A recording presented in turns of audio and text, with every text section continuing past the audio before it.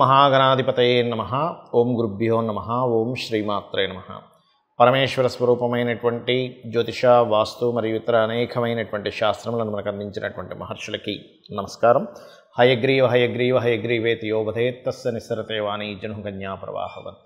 అరుణాం కరుణాతరంగితాక్షీం ధృతపాశాంకుశపుష్పబాణచాపాం అనిమాదిభిరావృతాం మయూకైః అహమిత్యేవ విభావయే భవానీం. శ్రీమాత్రే నమః.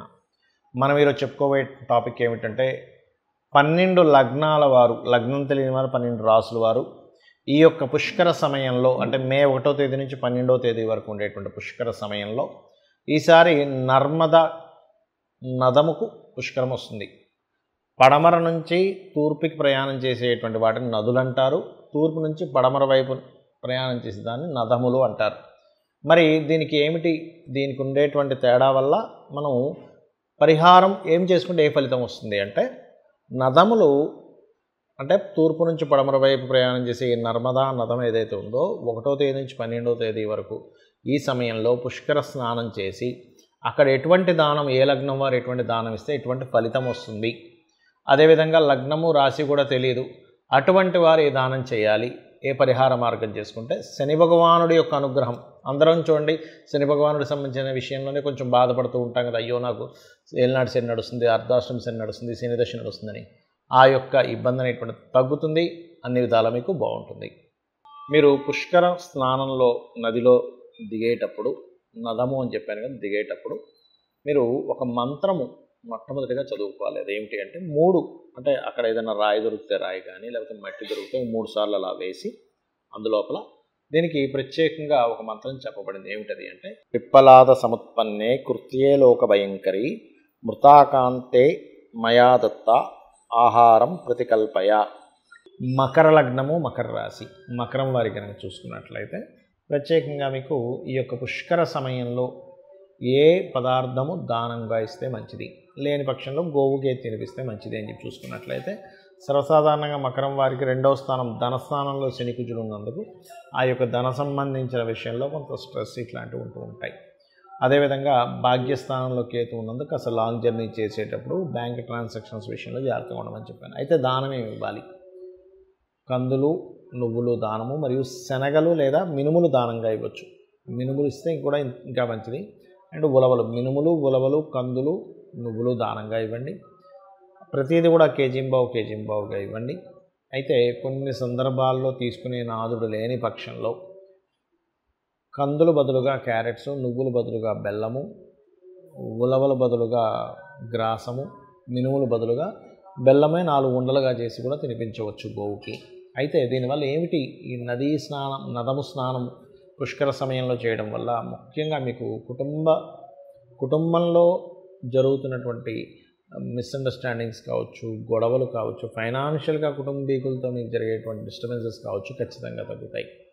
మరియు దీంతోపాటు కాస్త క్షేత్ర దర్శనం కూడా మంచిది. ఈ సమయంలో పుష్కరం దగ్గరికి వెళ్తారు. అలాగే క్షేత్ర దర్శనం 9వ స్థానంలో కేతు సంచారం జరుగుతుంది కాబట్టి క్షేత్ర దర్శనం ద్వారా మీకు బ్యాంకింగ్ స్కామ్స్ నుంచి లేనట్లయితే, ఒక్కోసారి చూడండి మనకి ఇవాళ రేపు మనం చూస్తూ ఉన్నాం, ఫోన్ మన పిల్లలకి ఇస్తే వాళ్ళు ఆడుకుంటూ గేమ్స్లోకి వెళ్ళి ఆ గేమ్స్ ద్వారా కొన్ని డబ్బులు పోగొడుతూ ఉంటారు.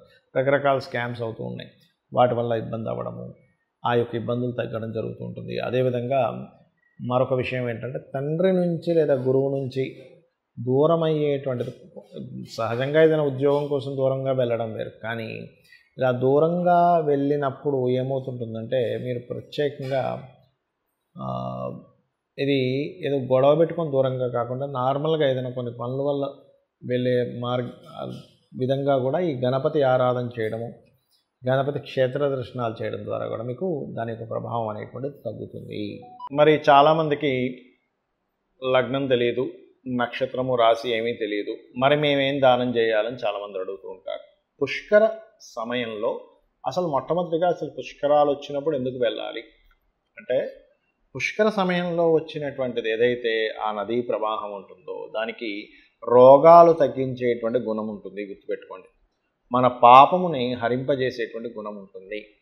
గురువు ఒక రాశిలోకి సంచారం జరిగేటప్పుడు ఆ యొక్క నది లేదా నదముకి పుష్కరం వచ్చినప్పుడు పర్టికులర్గా మనకి ఆ 12 రోజులు కూడా విశేషంగా అక్కడ మహర్షులు యక్షులు, గంధర్వులు, దేవతలు వచ్చి స్నానం చేస్తారట.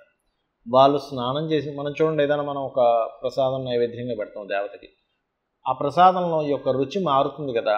ఆ రకంగా వాళ్ళు వచ్చి స్నానం చేసినటువంటి నదిలో మనం వెళ్ళి చేసినప్పుడు ఆ 12 రోజులు మనం పూర్వజన్మలో చేసిన పాప కర్మలు దగ్ధం అవుతాయి, గుర్తుపెట్టుకోండి.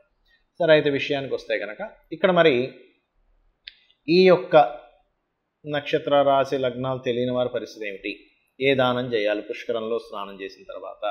ఈ సంవత్సరం ప్రత్యేకంగా మనకి ఈ నామం, ఈ యొక్క సంవత్సరం పేరు కూడా క్రోధినామ సంవత్సరం కాబట్టి అనవసరమైన గొడవలు ఏమీ రాకుండా ఉండడానికి అందరూ కూడా నువ్వులు, తెల్ల నువ్వులు లేదా నూనె లేనట్లయితే కందులు, ఈ మూడింటిని దానం కనుక చేసినట్లయితే అద్భుతంగా ఉంటుంది.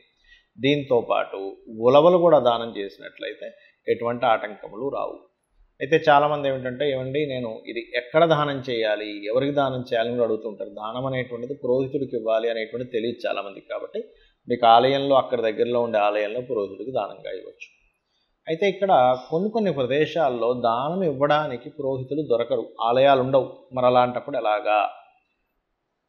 నువ్వులు ప్రదేశంలో బెల్లము, అదేవిధంగా కందులు ప్రదేశంలో క్యారెట్లు, కందులు బదులుగా, అదేవిధంగా ఉలవలు బదులుగా ఆ యొక్క గ్రాసము గనక గోవుకు తినిపించినట్లయితే, అందులో ముఖ్యంగా దేశీవాలి గోవుకి ఈ పుష్కర సమయంలో తినిపించినట్లయితే, ఈ 12 రోజుల్లో తినిపించినట్లయితే ఖచ్చితంగా మీకు ఉన్నటువంటి పాపకర్మ తొలగుతుంది. అదేవిధంగా మరొక విషయం ఏంటంటే, ఈ దానము ఈ పుష్కర సమయంలో ఆ నదీ ప్రవాహం దగ్గరికి వెళ్ళి స్నానం చేసుకుని వచ్చిన తర్వాత చక్కగా ఇందాక నేను చెప్పిన మంత్రం ఉంది, మొదట్లో చెప్పాను, పిప్పలాద సముత్పన్నే అనేటువంటిది, ఆ మంత్రం చేసుకొని స్నానం చేసుకున్న తర్వాత బయటకు వచ్చి కూర్చున్న తర్వాత చక్కగా మీరు నదీ ప్రవాహం దగ్గర కనుక, అంటే లోపల కూర్చొని కాదండి, బయట కూర్చొని కనుక, ఎవరికైనా అప్పులు ఉన్నాయి బాగా, ఏమంటే మాకు బాగా అప్పులు ఉన్నాయండి, అప్పులు దొరకట్లేదు, ఎందుకంటే నదీ ప్రవాహం దగ్గర చేసే జపముకి ఎక్కువ ఫలితం ఉంటుందట. ఓం అపర్ణాయై నమః అనే మంత్రం చేయండి. అలా కాదండి, మాకు ధన సంబంధించిన విషయం విపరీతమైన స్ట్రెస్ ఉంది, ఓం నవవిద్రుమ బింబస్త్రీ న్యక్కారి రదనచ్చదాయై నమః అనేటువంటిది చేయండి. లేదా ఓం సంపత్కరీ సమారూఢ సింధుర వ్రజసేవితాయ నమః చేసుకోవచ్చు. కొంతమందికి అనారోగ్యం ఉంటుంది, నదములు గనక వెళ్ళి స్నానం చేసినట్లయితే, ఇప్పుడు నర్మదా నదము కదా, స్నానం చేసినట్లయితే 100% అక్కడ అంటే ఆ యొక్క నదీ ప్రవాహంలో చేసిన స్నానం వల్ల అనారోగ్య సమస్యలు ఖచ్చితంగా తొలగుతాయి. ఎందుకంటే పడమర వైపు ప్రవహించేటువంటిది కాబట్టి ఇది. అలాగే ఇప్పుడు అనారోగ్య సమస్యలతో ఉండేటువంటి వారు ఏ మంత్రం చదువుకోవాలి అక్కడ కూర్చొని అని చెప్పి చూసుకున్నట్లయితే, ఓం సర్వవ్యాధి ప్రశమని సర్వమృత్యు నివారణి అగ్రగణ్య చింత్య రూప కలికల్మషనాశిని అయి నమః చేసుకోవచ్చు. ఎంతసేపు చేయాలి? ఒక అరగంట, గంట, మీ ఇష్టం అండి. అక్కడ కూర్చొని నాకు ఒక 2-3 గంటలు టైం దొరికింది హ్యాపీగా అనుకుంటే చేసుకోవచ్చు. దీనివల్ల మీకు రూపాయి ఖర్చు అయ్యేది ఏమీ లేదు.